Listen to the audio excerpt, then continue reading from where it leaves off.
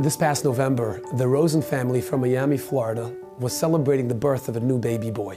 Everybody was really excited and all the preparations for the bris were underway. There was just one minor detail that still had to be taken care of. We were trying to choose a name to name our new baby, and we didn't have any clarity, any name in particular that we wanted to name. So Mrs. Rosen decided to pick up a phone and call her father and ask him for a suggestion. He told her that naming a child is a very special parental experience. Parents have this special divine assistance in knowing what to name their child. So he advised her to use her intuition, her gut feeling. But then he said, if you can't come up with any ideas, let me just mention that we had a very special grandfather in the family.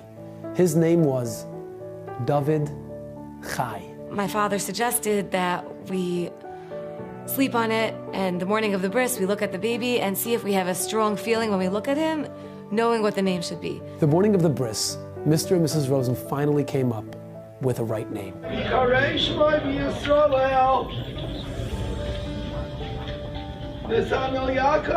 Netanel Yaakov. After the bris, we get a phone call from my mother-in-law who was on her way back to Savannah.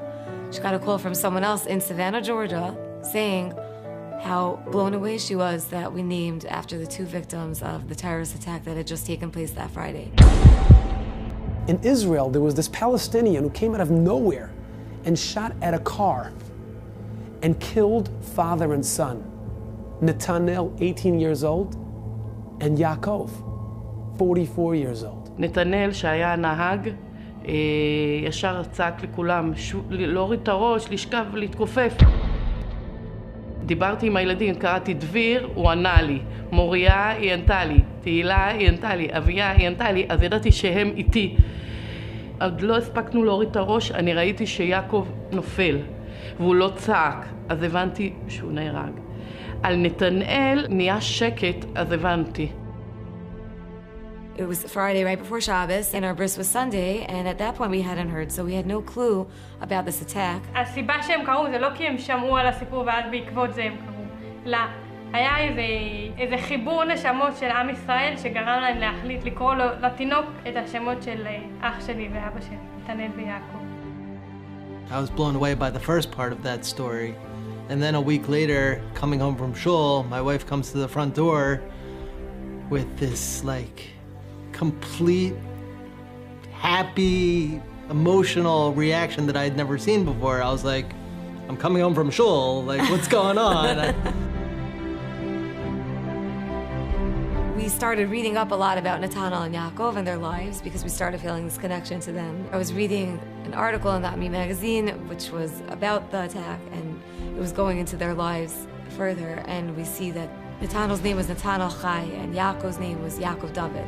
I read the article, I read it again, I see Yaakov David, Netanel Chai, David Chai, Netanel Yaakov. The second names was the name of her grandfather that her father initially suggested for her child. We were going to name after him. I mean, that was our other option. I just couldn't believe what I was seeing. I think this story is a powerful reminder of how truly connected we are as a people.